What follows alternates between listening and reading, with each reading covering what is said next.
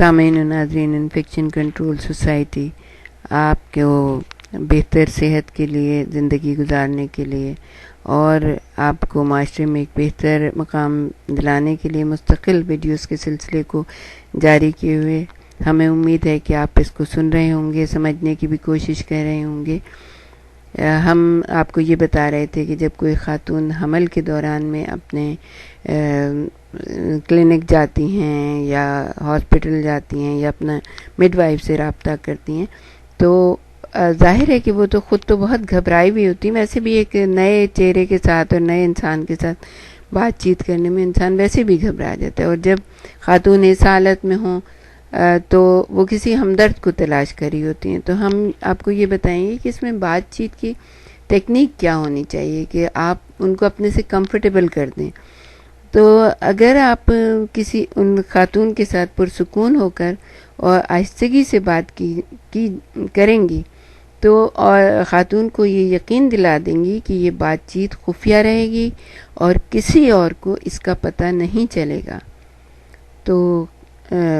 لازمی بات ہے وہ آپ سے بہت کمفرٹیبل ہو جائیں گی اور ان کو یقین ہو جائے گا کہ آپ جو بھی انہوں نے کوئی اپنی تکلیف بیان کی ہے یا کوئی ایسی بیماری کہ جس کو وہ نہیں چاہتی کہ عام لوگوں کو پتہ چلے تو وہ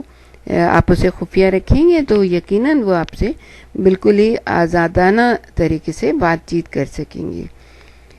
اور دوسری چیز یہ ہے کہ خواتین کی اگر کوئی مخصوص ثقافتی یا مذہبی سوچ ہے تو اس کا احترام کیا جائے۔ خاتون کو علاج معالجہ فراہم کرنے والے افراد کو چاہیے کہ خاتون اور اس کے گھر والوں کی حوصلہ افزائی کریں کہ وہ پیچیدگی سے متعلق تمام حالات اور واقعات ایمانداری سے اور مکمل طور پر بیان کر دیں، اور ان کی حوصلہ افزائی میں آپ یہ کہہ سکتے ہیں کہ بھی یہ سب کچھ آپ کے اپنے بہتری کے لیے ہے، یہ آپ کے اپنے جسم کے، آپ کے اپنے بچے کے، آپ کے خاندان کی بہتری کے لیے۔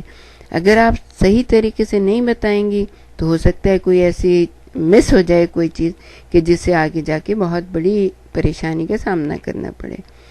خاتون اور اس کے گھر والے جو کچھ کہنا چاہیں اسے غور سے سنیے، ان کی حوصلہ افزائی کریں کہ وہ اپنی تشویش یا فکر کے بارے میں کھل کر اظہار خیال کریں۔ گفتگو کے دوران مداخلت کرنے کی کوشش نہ کیجیے۔ خاتون کو معائنے کی میز پر لٹانے سے پہلے